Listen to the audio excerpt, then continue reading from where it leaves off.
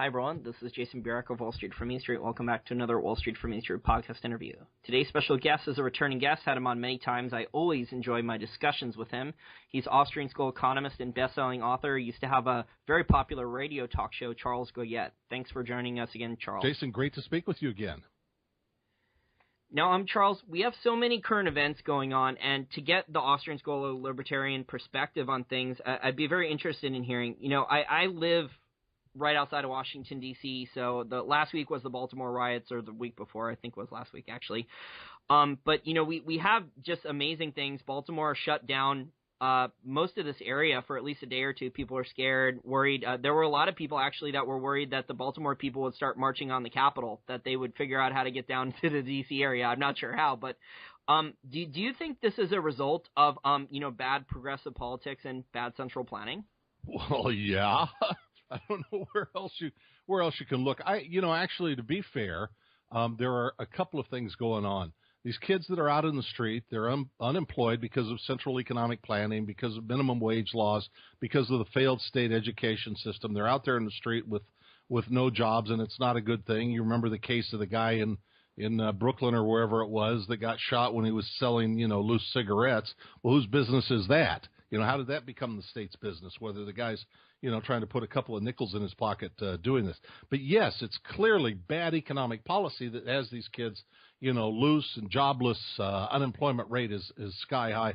All of that is an absolute calamity. And as you were describing people in Washington, beginning to worry that the Baltimoreans would march on the Capitol, I was kind of thinking, well, that wouldn't be the worst thing in the world if they could, but in all seriousness, the other side of the story is this, that all of us, you can't be on the internet anymore these days, in the days of the cell phone camera, without seeing, and I see them several times a week, the stories of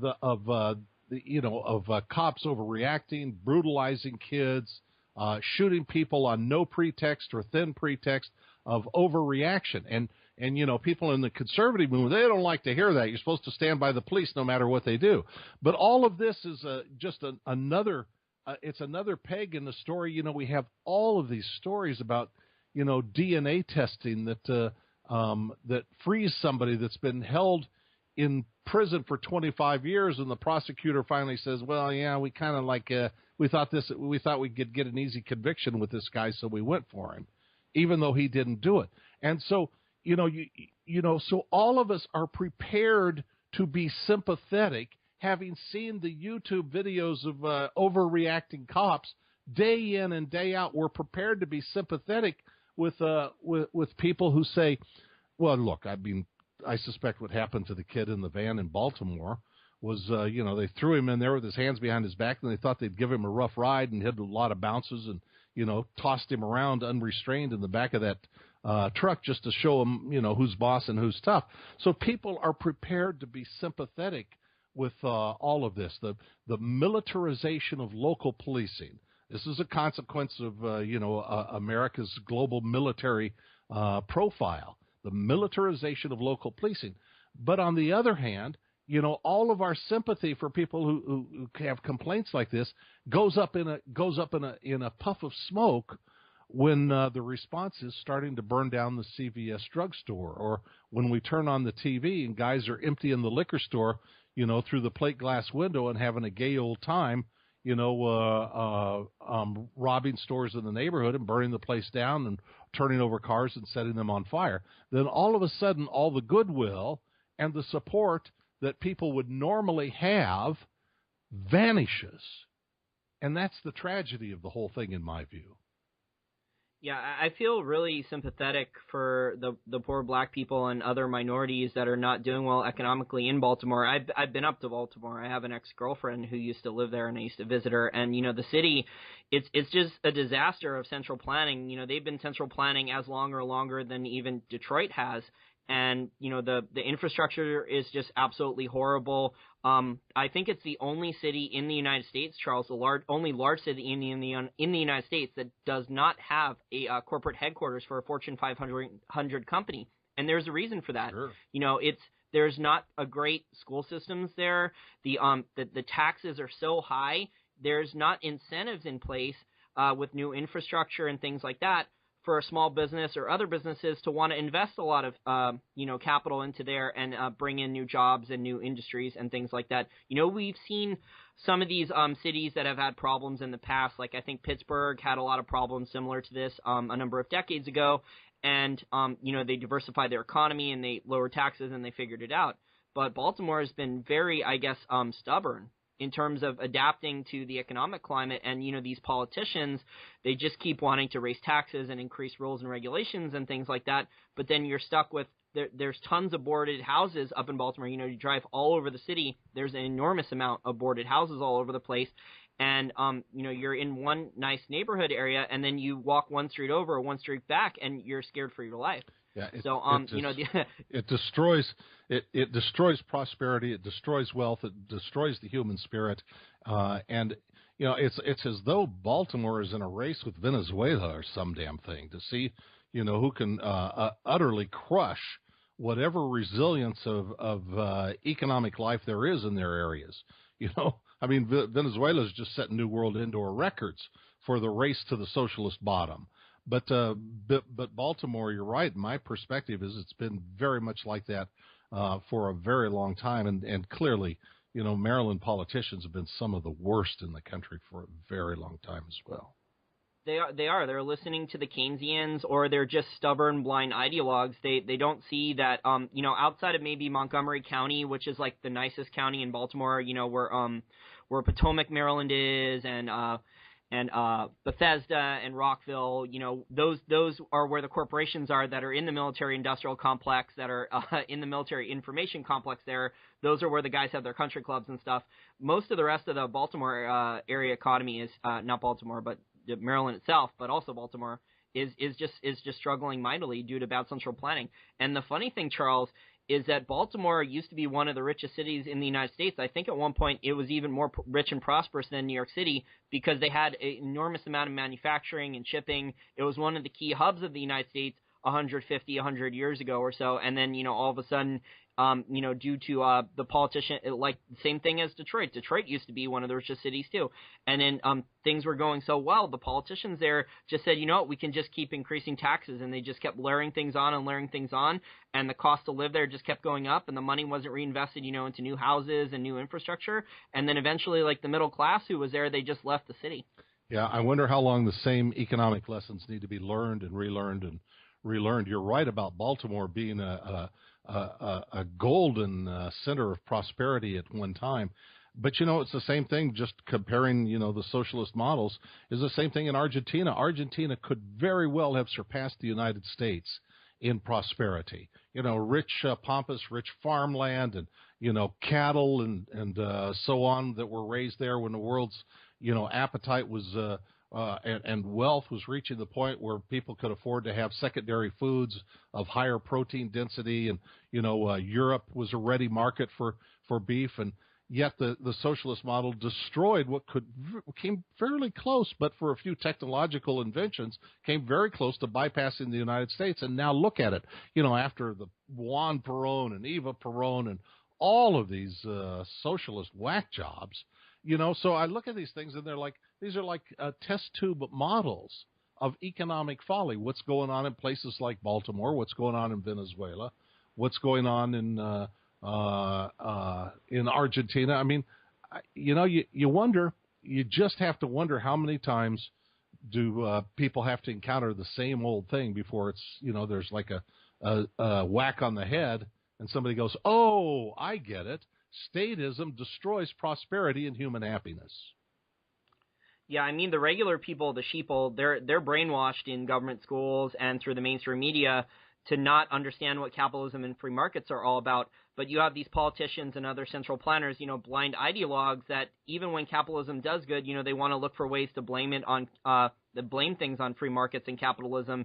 And that's what's been the case, I think, why bad things in Venezuela, bad things in Argentina have been able to prolong for so long, is that the majority of people, I read a story about Venezuela, how one lady, she claimed she had nothing, and then the current president of Venezuela, I think Maduro is his name, Maduro, and he gave her a house, and he was like, "Oh, I gave you a house," yeah. But it's like, she didn't get a job or anything. She didn't have a chance to pull herself up through her own bootstraps. So I don't know. It's going to take probably at least a decade or a couple generations to reorganize things. But I think the Eastern Europe, which went through really bad communism for a long time, Eastern Europe's becoming pretty low tax, pretty free market compared to the rest of the world. So I mean they figured out that socialism and communism eventually it didn't work. So she got a free house from Maduro, but she could come here now and get an Obama phone from the president.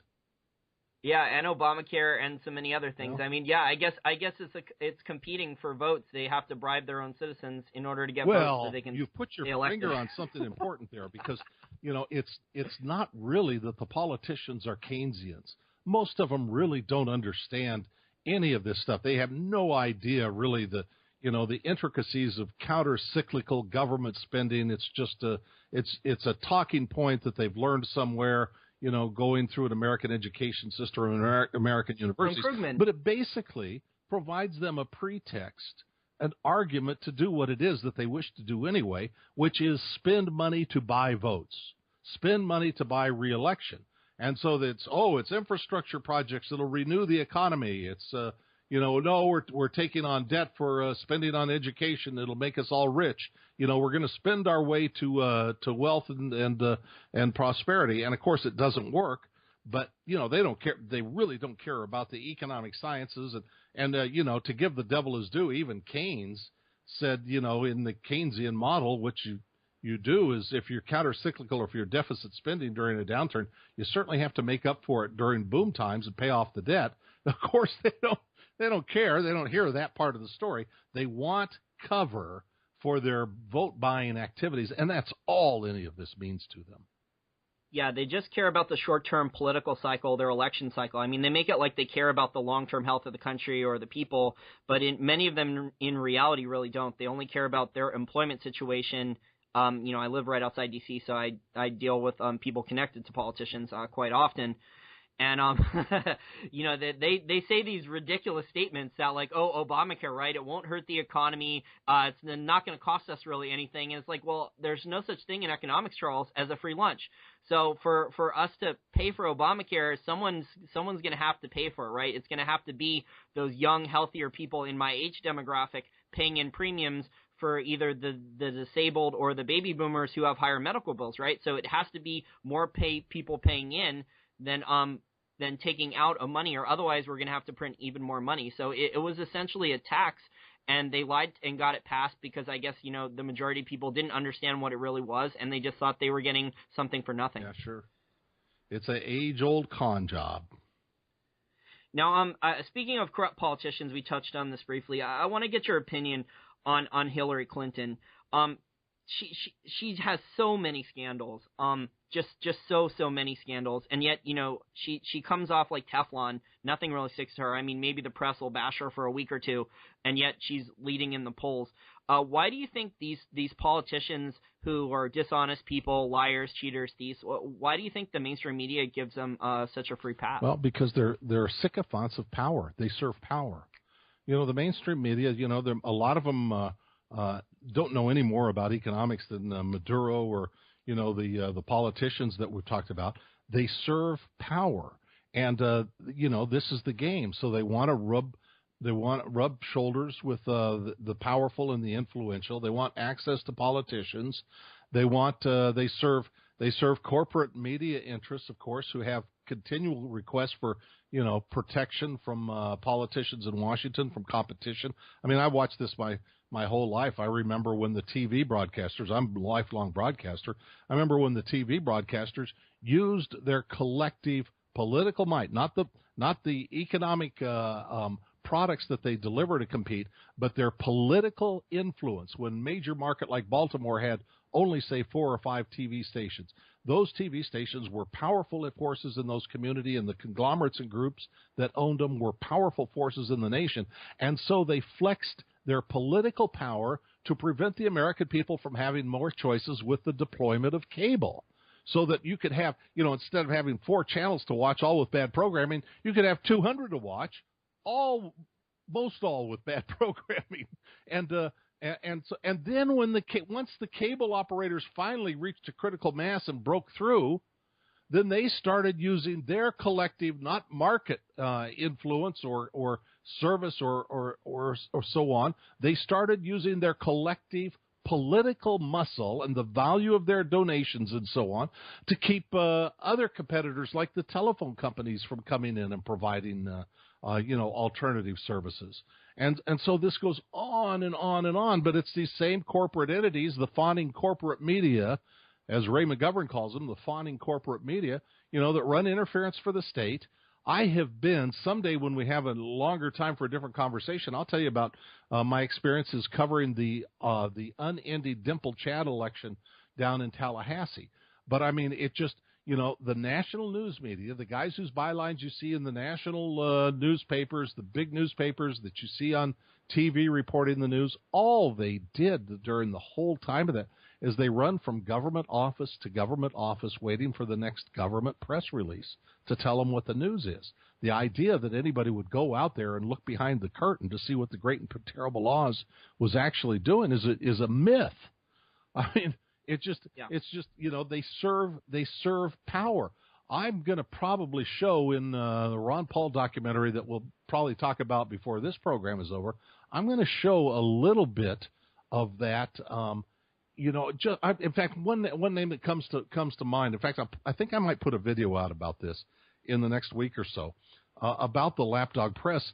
You take a guy like Bob Schieffer at 60 Minutes, and he's on the Face the Nation, the banner 60 Minutes Sunday morning news program, and Bob Schieffer on there has been a sycophant of the state forever, and he's personal friends with George W. Bush and gone to baseball games, I suppose, spring training with George W. Bush, and his brother ended up being the president of the baseball team that George W. Bush owned, and then George W. Bush appointed Schieffer's brother to be ambassador to, Tokyo or something. But these guys are thick as thieves, and when George W. Bush appears on national TV in 2003, in a flight suit to say mission accomplished in Iraq, a guy like Bob Schieffer visibly swooned about it. Oh, and of course he had peddled all the untrue stories about the WMDs. So here's a guy that buys and peddles every misleading story of the state, every single one right down the line. But Ron Paul comes on his radio show and questions the conventional wisdom of Washington, and you would think that Schieffer was going to have a heart attack. He was beside himself that somebody would dare to challenge the prevailing national myths about things. I mean, it's just, this is who they are, and I call them the lapdog press. The country needs a watchdog press, and instead we have the lapdog press. So that's how they get away with that. And let me give you one more example about that, just because I saw this one a couple of weeks ago. So I'm watching McLaughlin Group, and one of the panelists on there is Mort Zuckerman.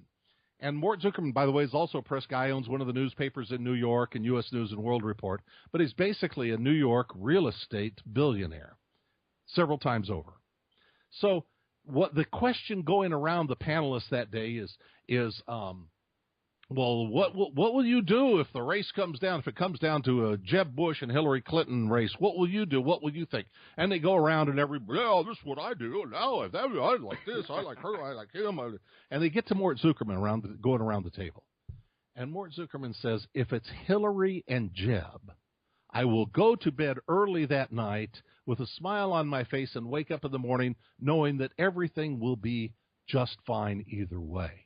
And I'm thinking, this tells you the story. Guys like you and I are saying, there's no difference between the parties. Everybody says, oh, yeah, there's a lot of difference. No, in the things that fundamentally determine the future of our freedom and prosperity, they are all the same. And here's Mort Zuckerman, never met a foreign war that he didn't like or want to send American troops to. I mean, you can't believe his rah-rah and cheering for all this American interventionism in the Middle East. Of course, the Iraq War, but so many others. So he's a neocon warmonger to begin with.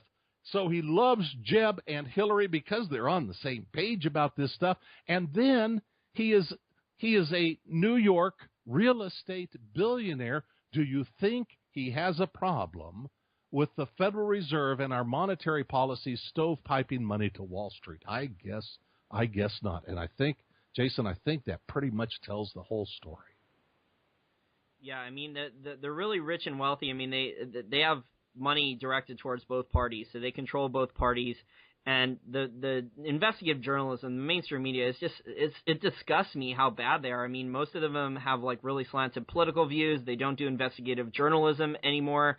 And, they claim to be unbiased, but it's just really ridiculous. I think most of the stuff they put out is pretty good propaganda. I know a lot of people outside the United States think a lot of the U.S.'s media is propaganda now, but it's really shameful the way people like Ron Paul and Edward Snowden get treated. They try to tell the truth, and then they get, they try to get the adjectives that these guys use, the names that they get called. I don't know why Ron Paul has been able to put up with it for so long. He's just very strong mentally, and he has a very big heart to be willing to go out there and spread the message, and willing to do that, on a mainstream program, to put up with all the stuff that he has to put up with. Yeah, I remember in the 2008 campaign, I had a bunch of activists here at the house. There's somebody going around the country shooting film about Ron Paul supporters, and they were at my house here in Scottsdale, and one of the conversations was, well, do you think, what about Ron dropping out? Don't you wish he hadn't dropped out? And I said, yeah, I really wish he had finished. He'd gone all the way to the bitter end. I said, but it's not for me to say. And I tell you, I wouldn't fault any human being for not wanting to put up with the triviality and the imbecility of some of these national press guys, smirky interviews from George Stephanopoulos. You won't win, don't you?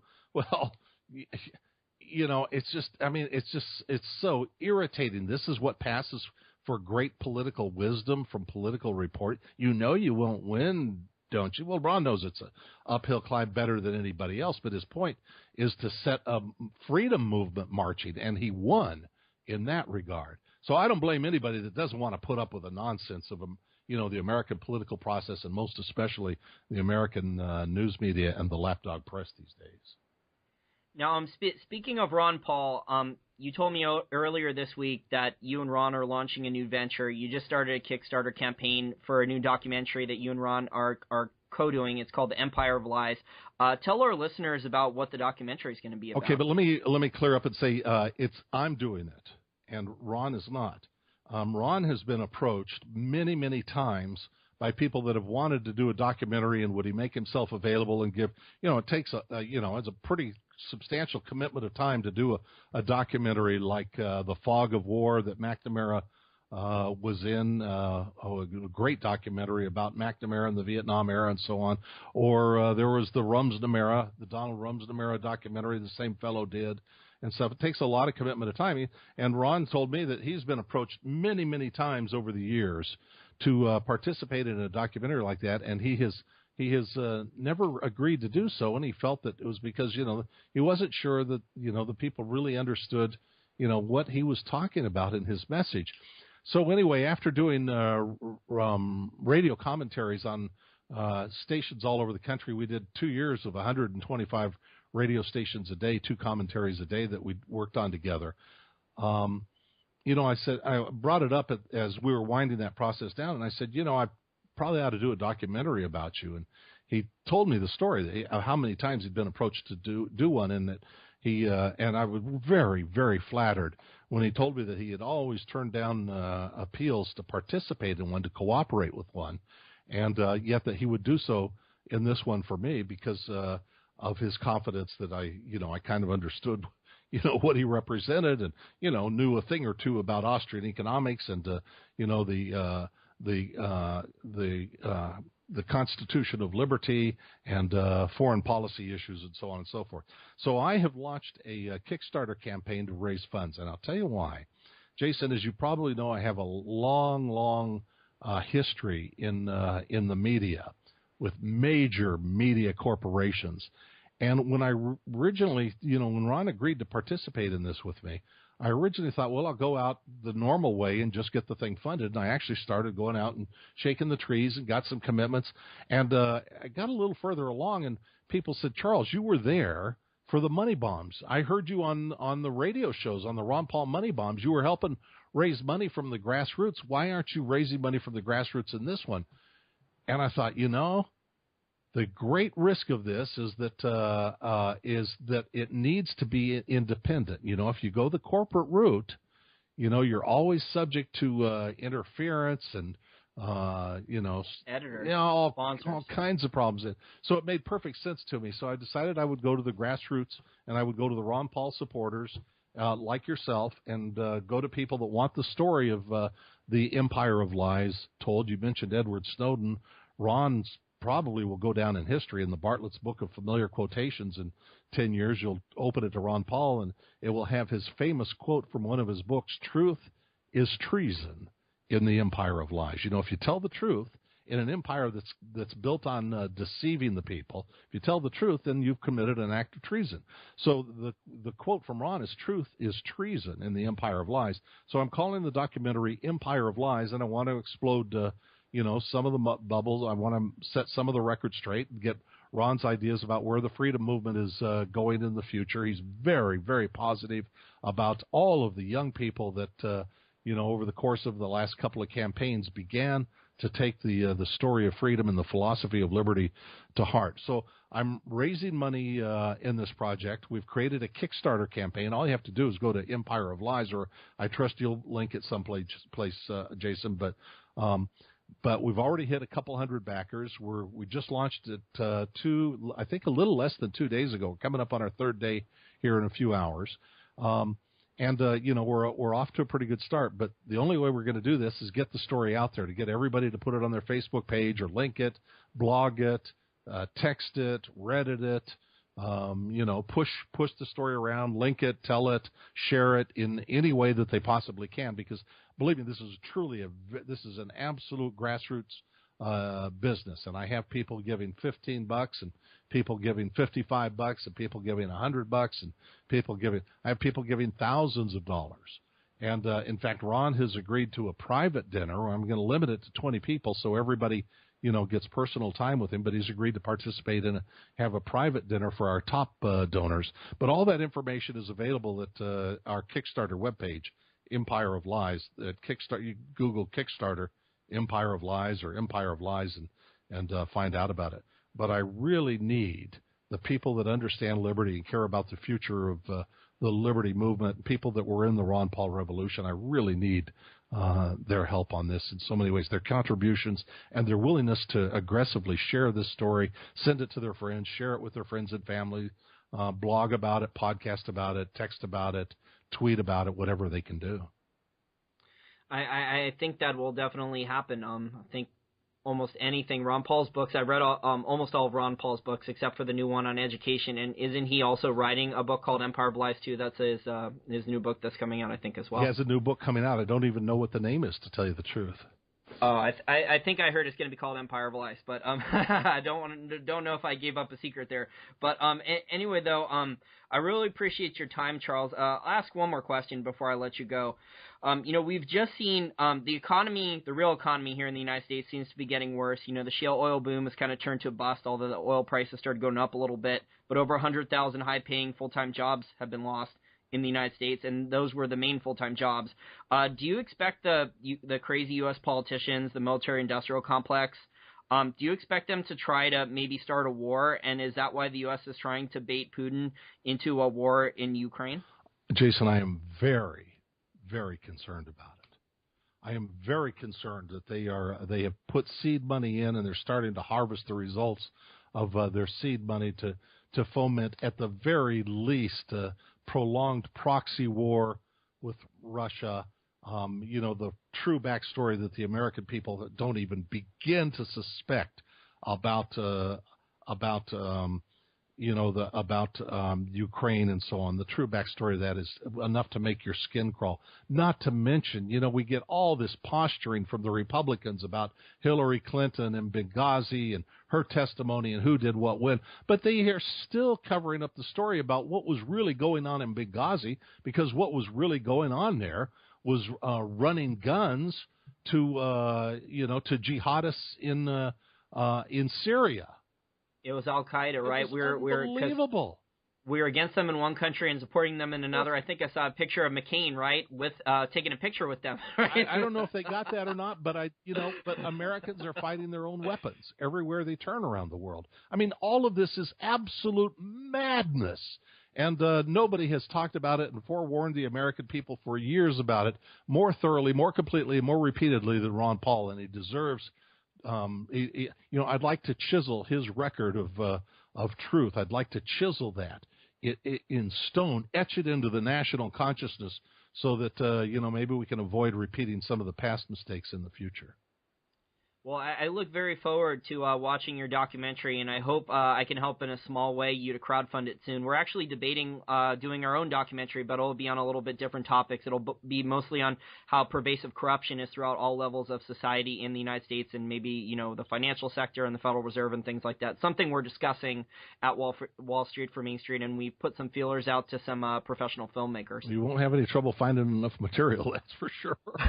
Yeah, that's true. And with all the interviews I've done, the contacts list, I think we could put something interesting together. I'm just, I guess we'd have to crowdfund it on Kickstarter too. But I just want to thank you again for your time, Charles. I always enjoy our discussions. You're extremely passionate man about very important topics. It's refreshing in this day and age when everything I watch in the mainstream media, is about propaganda and lies, and people, just they don't do the research and they don't quote, they don't know what they're talking about, most of them. Yeah, it's certainly true. Well, you're doing great work, Jason. I appreciate you so much, and thank you. Okay, and Charles, what's your website for our listeners? Are you still doing any type of radio show or writing articles or a blog somewhere for our listeners to follow your work? No, I mean, I have charlesgoyette.com, but it's kind of a placeholder. I have it there so that people that hear me talk can find the link, for example, to the Ron Paul documentary. That's up there. The Kickstarter page. That's basically what it's there for. So if you remember my name, Charles Goyette, you can go to charlesgoyette.com and get linked to the things that we're doing that I think are really important. Okay, great. Well, hopefully we'll have you back on again soon, and hopefully your Kickstarter campaign will have been a huge success. With your help, Jason.